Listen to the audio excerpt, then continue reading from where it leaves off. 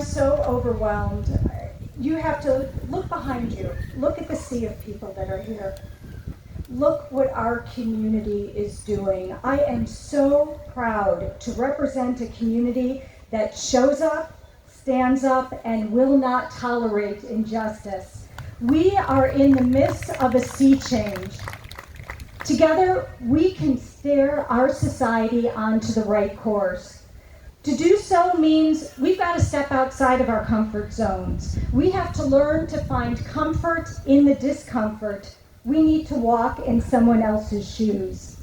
Yesterday, I stood in solidarity in Rockford with my colleagues from the Illinois Legislative Black Caucus. One of my colleagues, who's a mom like me, who has sons similar to my son's age, said to me that every time her son walks out her door, she is afraid. She's afraid when he walks to school. She's afraid when he just goes to hang out with friends. Just think about that for a minute. Can you imagine living with that fear? The question is, why should her son be treated any differently than my son, just because of his skin color? Why should her son fear the people that are supposed to protect him? We are living in a time when we are suffering from two pandemics, COVID-19 and racism. Part of the cure for both is being considerate and kind to others. We need to be kind, we need to be caring. We need to respect our differences and learn from each other. We must improve lives for future generations. Our youth are amazing. Look at the youth in this park today. You are smart. You are energetic. You are amazing. And you are leading the way for us into the future. You are those who are going to change what's going on in our society.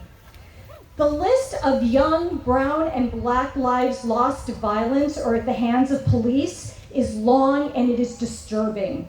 These lives are cut short before they actually have the opportunity to live.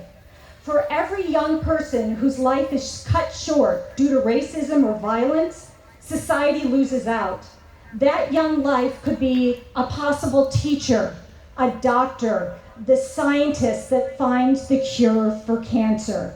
We cannot afford to lose these opportunities. We all know that by participating today, we can't just talk about change, we have to make change.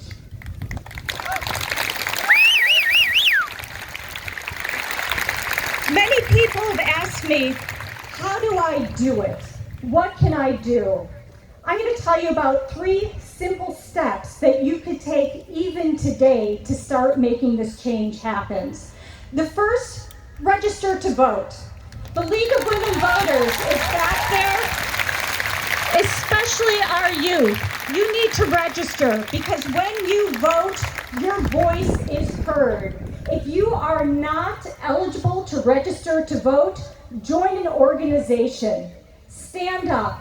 Take a stand. There's other people who want to have their voice heard in harmony with yours, and there is strength in numbers.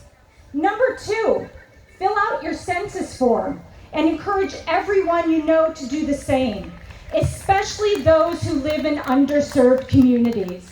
The census equals money and representation for our communities. And the third, and one of the most important, be an upstander and not a bystander.